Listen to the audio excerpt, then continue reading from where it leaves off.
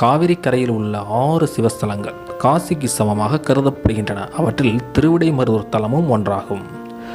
திருவிடைமருதூரில் உள்ள சிவாலயம் சுமார் 1200 ஆண்டுகளுக்கு மேல் பழமை வாய்ந்த ஒரு ஆலயமாகும்.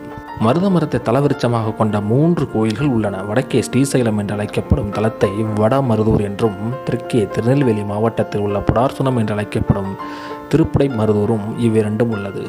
இவ்விரண்டிற்கும் நடுவே கும்பகோணம் மயிலாடுதுறை ரயில் மார்க்கத்தில் உள்ளது திருவிடைமருதூர். நெடுந்துயர்ந்த கோபுரங்களும் நீண்ட பிரகாரங்களும் உடைய திருவிடைமருதூர் ஆலயம் மத்தியார்சுனம் என்று வழங்கப்படுகின்றது. மூர்த்தி, தலம் மற்றும் தீர்த்தம் ஆகிய 3 சிறப்புகளாலேயே ஒரு கோயில் பெருமை பெறுகின்றது. அந்த வகையில் இந்த திருவிடைமருதூர் இறைவர் அருள்மிகு மகாலிங்க சுவாமியின் சிறப்புகள் கணக்கில் அடங்காதவையாகும்.